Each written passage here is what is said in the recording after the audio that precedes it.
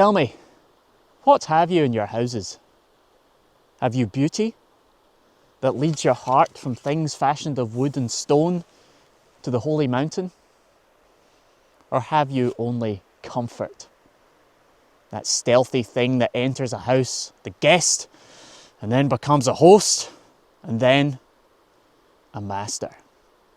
Verily, for the lust for comfort murders the passion of the soul, and then walks grinning in the funeral. These words are from the poet Kahlil Gibran, and to me, they hit the nail on the head on why I love wilderness living skills so much, and why I feel happiest when I'm out camping and when I don't have all of my comfort needs met. So if you're like me, if you feel modern living a bit deadening to the spirit, then join me in this deep dive as we look closely at Gibran's words and see what they can teach us about rewilding our homes so that we can rewild our souls.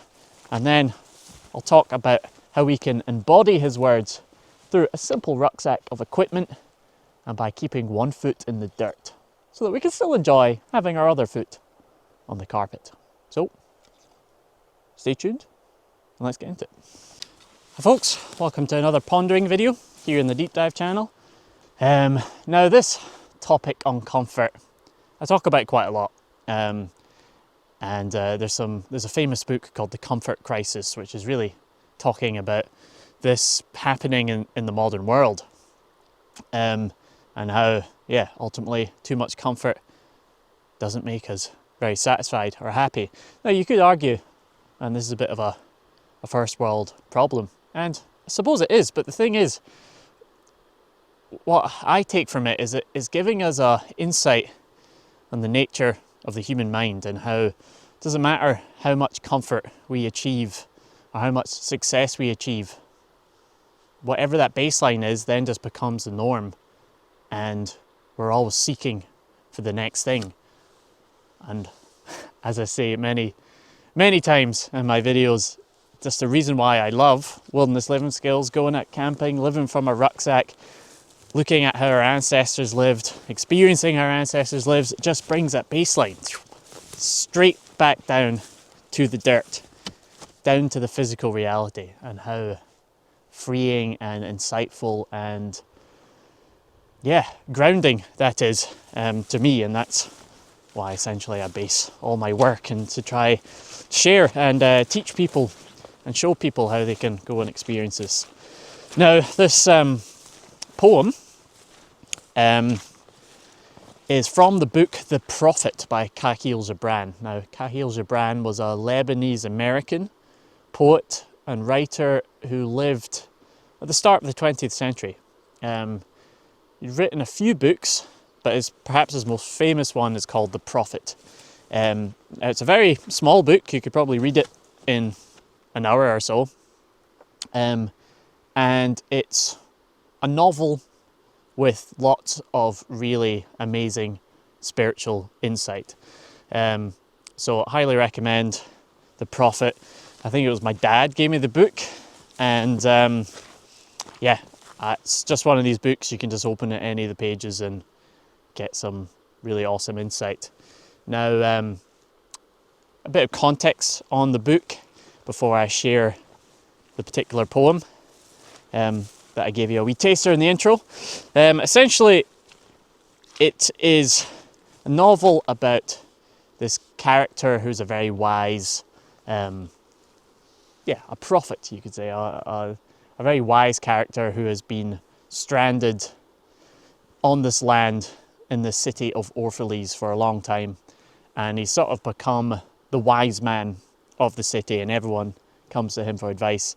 And then one day he sees a ship from his homeland coming, and he's really happy that he can finally go home, and he's going down to the dock to get on a ship to go back to his homeland, and everyone in the city sees that he's leaving, and you know, they get worried, and before they leave, they're like, oh, before you leave, can you give me some advice about this? Can you give me some advice about this? And most of the book is essentially him standing on the dock, and, you know, a mother will say, tell us about children, or a priest will say, tell us about religion. Or in this case, the poem that I'm going to share is a carpenter saying, tell us about houses.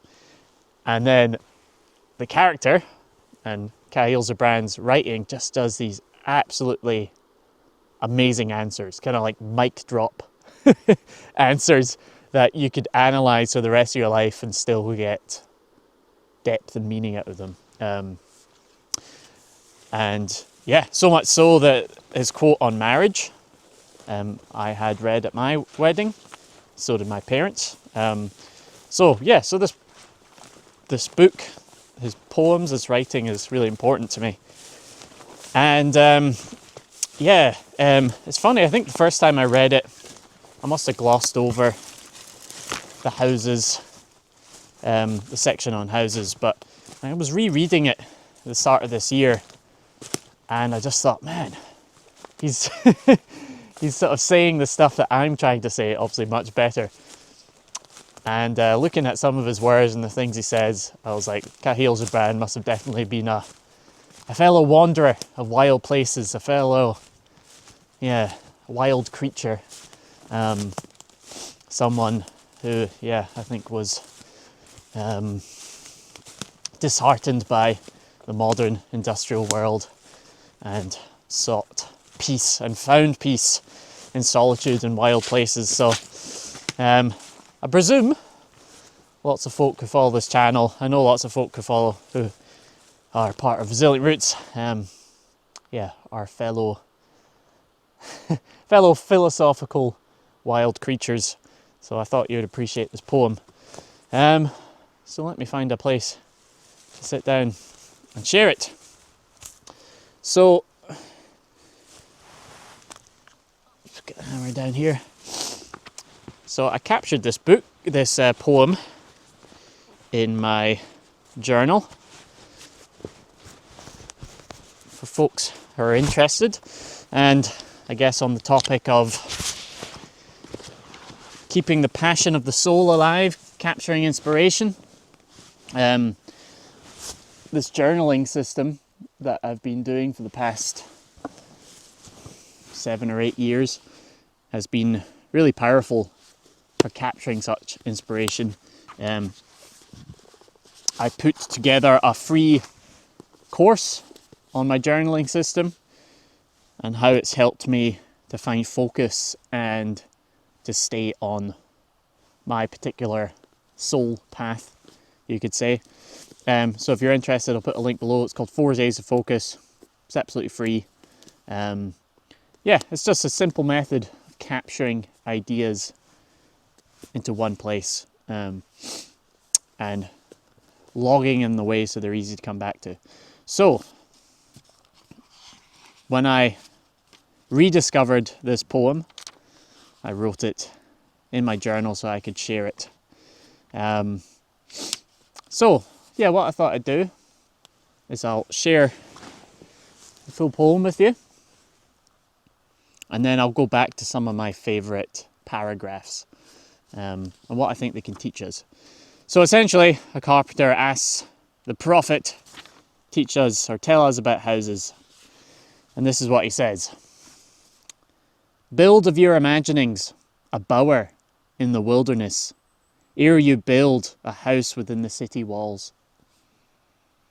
For even as you have homecomings in your twilight, so has the wanderer in you, the ever distant and alone. Your house is your larger body.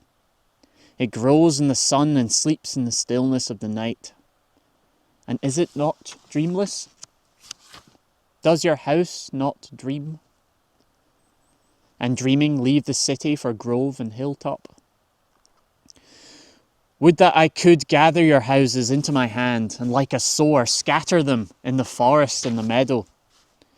Would the valleys be your streets and the green paths your alleys, that you might seek one another through the vineyards and come with the fragrance of the earth in your garments. But these things are not yet to be. In their fear, your forefathers gathered you too near together, and that fear shall endure a little longer. A little longer, your city walls will separate your hearths from your fields. And tell me, people of Orphalese, What have you in these houses? And what is it that you guard with fastened doors? Have you peace, the quiet urge that reveals your power? Have you remembrances, the glimmering arches that span the summits of your mind? Have you beauty that leads your heart from things fashioned of wood and stone to the holy mountain? Tell me, have you these in your houses? Or have you only comfort and the lust for comfort? That stealthy thing that enters the house a guest and becomes a host and then a master. Aye, and it becomes a tamer, and with hook and scourge makes puppets of your larger desires. Though its hands are silken, its heart is of iron. It lulls you to sleep only to stand by your bed and jeer at the dignity of the flesh. It makes mock of your sound senses and lays them in thistledown like fragile vessels. Verily, the lust for comfort murders the passion of the soul and then walks grinning in the funeral. So that's the first bit. This next bit, I imagine, kind of getting pumped up and doing a kind of motivational speech. Certainly gets me riled up. Back to the poem. But you, children of space, you restless in rest, you shall not be trapped nor tamed. Your houses shall not be an anchor, but a mast. It shall not be a glistening film that covers a wound, but an eyelid that guards the eye. You shall not fold your wings so that you pass through doors, nor bend your head that they may strike against the ceiling, nor fear to breathe lest the walls crack and fall down around you. You shall not dwell in tombs made by the dead for the living. And though of magnificence and splendour, your house shall not hold your secret, nor shelter your longing. For that which is boundless in you abides in the mansion of the sky, and whose door is the morning mist, and whose windows are the songs and the silence of the night. So that's the full poem from the book The Prophet by Kahlil Gibran, what the character has to say on houses. And yeah, to me that covers a lot of things about rewilding. Now I know that word has already kind of lost its meaning in many places. Already, at least in Scotland, a lot of people get angry at this concept of rewilding because they think it's another way to keep people off the land, and it's excluding people from nature. But as folks who follow my channel for a while, you'll know my stance on humans are nature, and when we live in right relationship, we can meet our needs and actually be beneficial to nature and to the forest. I've got a past deep dive video on this topic, on why, managing this woodland for the past 4 years, I think the human presence is a good thing. And there's a few things in here that, yeah, to me, it's ultimately about rewilding. It's breaking down the city walls that your forefathers built out of fear and scattering your houses like seeds so that they're out in the forest and they're out in the vineyards. I know not everyone has the same craving for discomfort as I do. I know, although my wife likes camping and likes going out, she doesn't really feel the need to be going out and getting wet and cold and stuff as often as I do. But I know that there's lots of people, and maybe it's a certain personality type, really just don't thrive in too much comfort. And I would say I'm in that boat. If I am comfortable for too long, physically comfortable, I mean, it's just not good for me. I don't know why. I'm just more of a forest creature, built for being out in the cold and the wet and living out of a rucksack. That's just when I feel the most alive. But I'm aware not everyone feels that. But there's some great quotes from this that I think can show us what to have in our houses. And there's a certain sentence here. Have you beauty that leads the heart from things fashioned of wood and stone to the holy mountain? To me, this reminds me of, in my house, I have lots of paintings that my grandfather painted when he was alive. And he was a landscape painter. He sort of painted obsessively before he died. And they're all of Scottish landscapes, like real Scottish landscapes. And to me, that's what that sums up. Leads the heart from things fashioned of wood. Have you beauty that leads your heart? Beauty in your house that inspires you to get out of your house. So as soon as I read that, I thought of my granddad's paintings and how when I look at them, you know, they're all of mountainscapes and seascapes. And yeah, they're beautiful. You can look at them in your house, but they are inspiring you to get out of the house and go exploring. Now, some of the other ones. Now, you could say comfort, the comfort crisis, that feeling that I get when I've been living in modern living too much. It's this deadening, this dulling. You know, neurologically, what's happening in your mind is it's becoming habituated to comforts. There's a fantastic book called The Dopamine Nation, which I highly recommend reading. I might review at some point.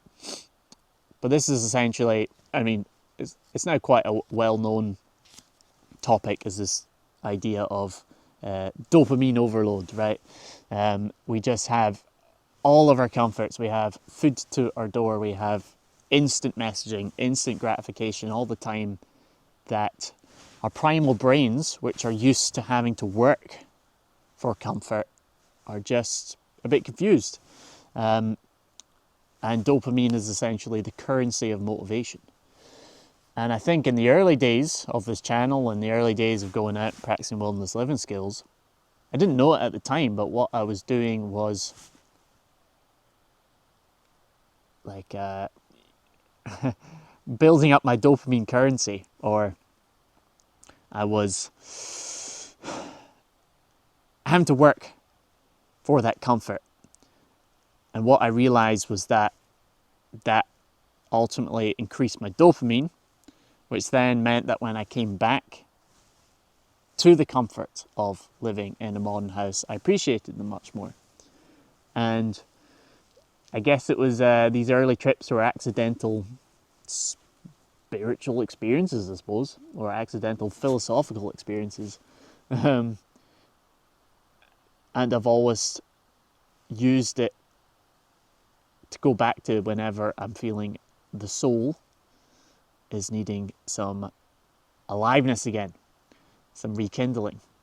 Even just one night of just going out and getting uncomfortable seems to do the trick for me.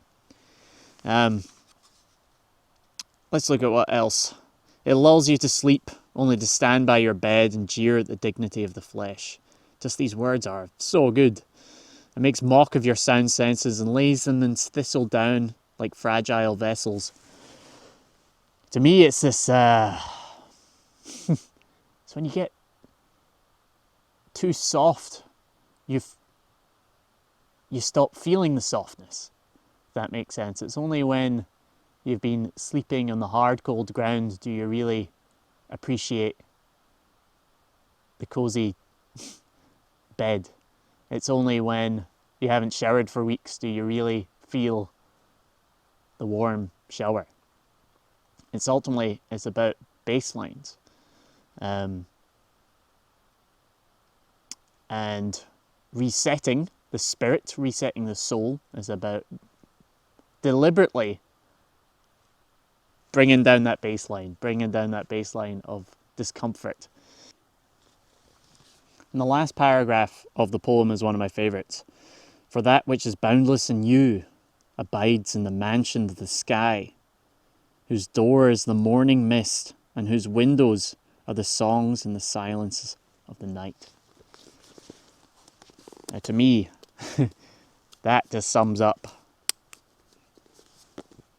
the joy of camping, the joy of wilderness living skills, and brings me on to my trusty rucksack, the Resilience Ruck System. This is what the whole of my survival school, Resilient Roots, is based on. Simplifying your life right down to its absolute basics, practical skills on how to essentially have all of your human needs within an easy to carry rucksack. An experience living in the mansion of the sky, having the morning mist as your windows. So I hope you enjoyed that poem, folks, by Kahlil Gibran. Bit of a a wandering ponder, but yeah, I feel like the folks out there who are also fellow wanderer, philosophical forest creatures, I hope you guys enjoyed that. If you want to come join Resilient Roots so you can learn the practical skills and how to put together a rucksack like this, you can just go out, camp anywhere, and experience living under the mansion of the sky and having the morning mist as your windows, then come join us over in Resilient Roots. This month's live call, the challenge is making an item of clothing. So that should be fun to see what the tribe get up to. And until then, have a good one, folks. I better set up camp before it gets completely dark.